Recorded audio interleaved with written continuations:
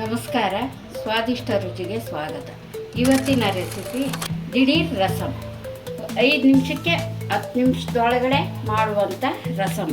ಇದಕ್ಕೆ ಬೇಕಾಗಿರುವ ಪದಾರ್ಥಗಳು: 1 ಸ್ಪೂನ್ ಖಾರದ ಪುಡಿ.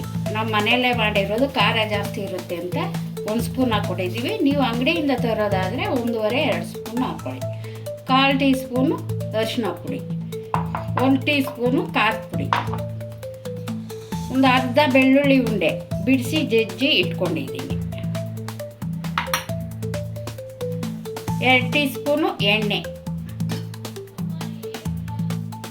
1 ಟೀ ಸ್ಪೂನು ಜೀರಿಗೆ ಪುಡಿ, 1 ಟೀ ಸ್ಪೂನು ಮೆಣಸು ಪುಡಿ, 4 ಸ್ಪೂನ್ ಹುಣಸೆ ರಸ, 1 ಈರುಳ್ಳಿ ಕಟ್ ಮಾಡಿ ಇಟ್ಕೊಂಡಿದ್ದೀನಿ, ಸ್ವಲ್ಪ ಸಾಸಿವೆ, ಸ್ವಲ್ಪ ಕರಿಬೇವಿನ ಸೊಪ್ಪು, 3 ಟೊಮೊಟೊ ಮಿಕ್ಸಿಗೆ ಹಾಕಿ ಪ್ಯೂರಿ ಮಾಡಿ ಇಟ್ಕೊಂಡಿದ್ದೀನಿ. ಈಗ ಮಾಡೋ ವಿಧಾನ: 2 ಸ್ಪೂನ್ ಎಣ್ಣೆ, ಸ್ಟವ್ ಅಂಟಿಸಿ ಎಣ್ಣೆ ಹಾಕಬೇಕು.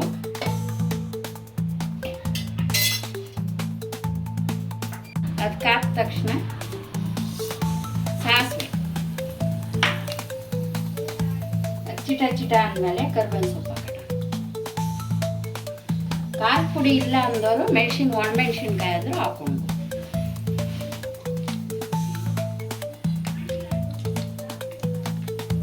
ಅರ್ಜೆಂಟಾಗಿ ಮಾಡುವಂಥ ರೆಸಿಪಿ ಇದು.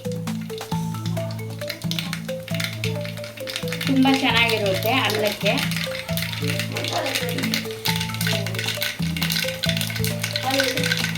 ಈಗ ಕರಿಬೇವಿನ ಸೊಪ್ಪು ಹಾಕೋಣ. ಇವಾಗ ಬೆಳ್ಳುಳ್ಳಿ, ಇದು ಸ್ವಲ್ಪ 1 ನಿಮಿಷ ಫ್ರೈ ಆದಮೇಲೆ ಈರುಳ್ಳಿ,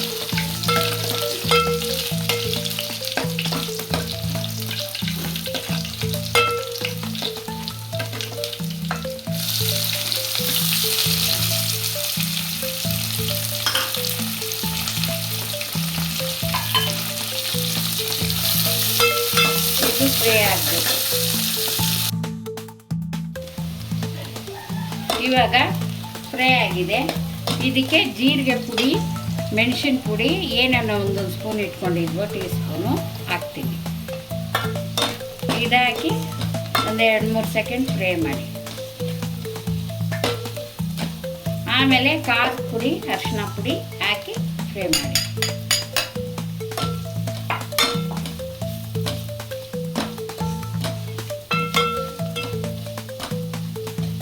ಆಮೇಲೆ ಟೊಮೊಟೊ ಪ್ಯೂರಿ ಇದೆಯಲ್ಲ ಅದು ಹಾಕ್ಬಿಡಿ.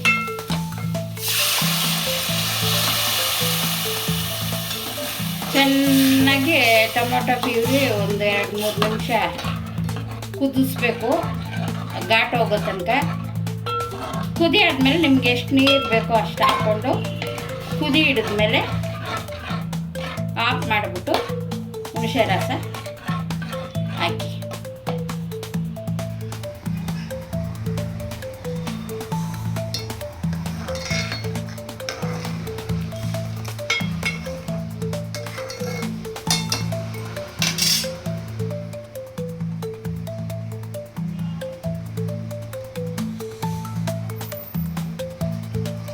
ಈಗ ಕುದಿ ಹಿಡಿದಿದೆ. ಒಂದು 5-6 ಜನ ತಿನ್ನುವಷ್ಟು ರಸಮ್ಮು ಅನ್ನಕ್ಕೆ ಕುದಿ ಹಿಡಿದಿದೆ. ಈಗ ಆಗಲೇ ನಾನು ಉಪ್ಪು ಕೊತ್ತಂಬರಿ ಸೊಪ್ಪು ಹೇಳಿರಲಿಲ್ಲ. ಈಗ ರುಚಿಗೆ ತಕ್ಕಾದಷ್ಟು ಉಪ್ಪು ಹಾಕ್ತಾ ಇದ್ದೀನಿ.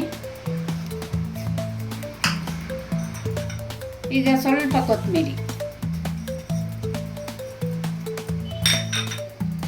ಹಾಕ್ಬಿಟ್ಟು 4 ಸ್ಪೂನು ಹುಣಸೆ ರಸ, ನಿಮ್ಗೆ ಎಷ್ಟು ಹುಳಿ ಬೇಕು ಅನಿಸುತ್ತೋ ಅಷ್ಟು ಹುಣಸೆ ರಸ ಹಾಕ್ಕೊಳ್ರಿ. ಈಗ ರೆಡಿ ಆಯಿತು ರಸ.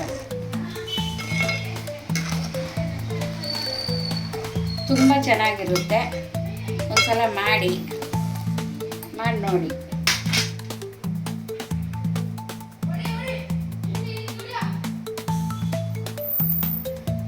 ರಸಮ್ ರೆಡಿ ಆಯಿತು. ಈಗ ಸರ್ವ್ ಮಾಡೋಣ.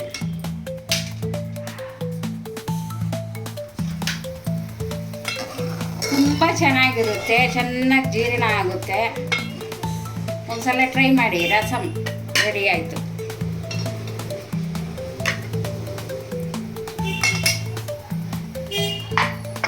ರೆಡಿಮೇಡ್ ಪೌಡ್ರ್ ಯಾವುದು ಯೂಸ್ ಮಾಡಿದೆ, ನಾನು ಇಷ್ಟರಲ್ಲೇ ರಸಮ್ ಮಾಡಿದ್ದೀನಿ. ಒಂದ್ಸಲ ಟ್ರೈ ಮಾಡಿ.